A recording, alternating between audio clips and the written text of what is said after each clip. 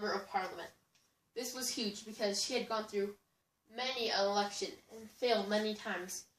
She was not seen as the Conservative Party leader at this time. She was very much an outcast, like I said earlier. Not many people wanted her. But she kept persisting. She kept having that passion. She was being vigilant and pursuing what she wanted. Eventually, she did become the Conservative Party leader. This was a huge step for her, and a huge step for the women of that day, because there had only been 2 other women to hold that spot besides her. This was, by all means, a great step. During this time, people started to follow her, know what she's doing. She was inspiring greatness in others by being that beacon of light, being and doing the things that nobody else imagined that she could do. From a small town in England to now a member of Parliament. After that, the Conservative Party took the throne, some might say. They were in leadership, and so she was appointed as the Education Secretary. During this time, she had a lot of confusion. During this time, she had twins, but had a C-section, and so it was very hard for her to continue with her political careers. During this time, there were some scandals in the political world. The Conservative Treasury wanted to get more money, therefore asking the Education Secretary to try to cut down on the amount of money spent for milk for the kids in school. Now, when this was exposed, it was definitely scandalous, and this hurt her reputation quite a bit as a political figure. People saw her as a scandalous lady, or someone who just did it for the money, or someone who was easily bought off. But she bounced back after this.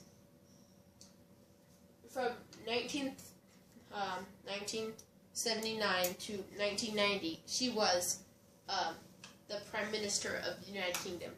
If you don't know what the Prime Minister is, this is the creme of the creme. This is basically the top position you could be. This is the President for the United Kingdom. This was the most influential seat you could be in. She has a famous quote that says, "Where there is discord, we may bring harmony. Where there is error, we may bring truth. Where there is doubt, we may bring faith. And where there is despair, we may bring hope." This she was known for around the world by bringing this quote. She was everything, including inspiring. She was anything but lacking in inspiration. She was everything but a delinquent deplorable.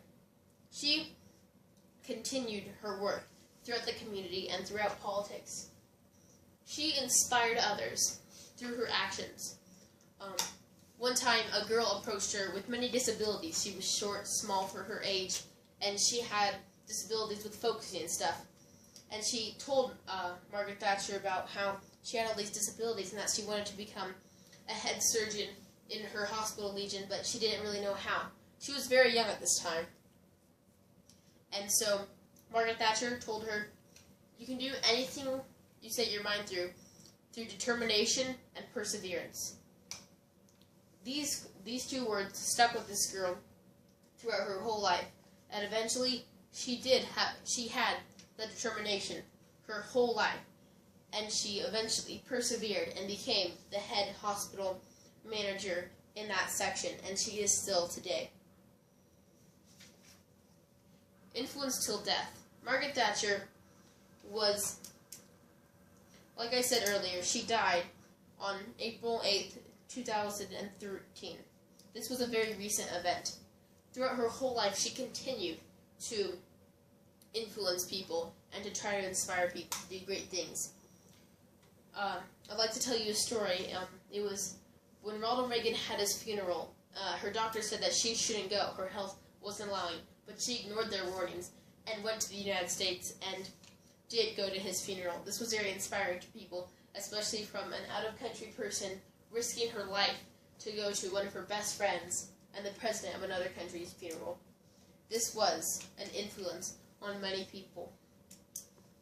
Margaret Thatcher has stood out to me as an influential person through many things that she has done, through what she's helped other people with. She's helped thousands of people with struggles, with problems, and she's helped them persevere and become the better self they want to be.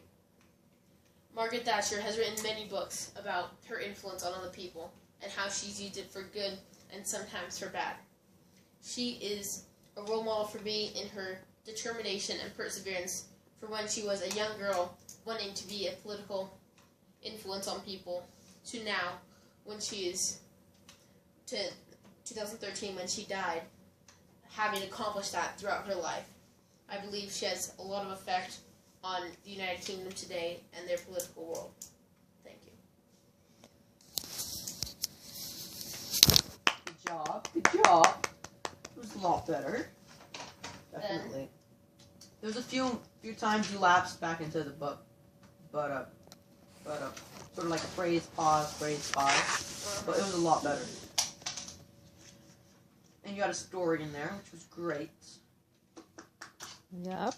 So I identified your thesis as sort of like inspiring greatness through an underdog story, right? Mm-hmm. Sort of someone who came from very little background to being a really influential personality. So, So I thought your thesis was clear. That was great.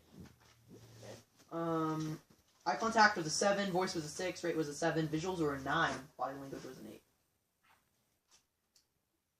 Not bad. I gave your body a 9, inclusion an 8. And yeah.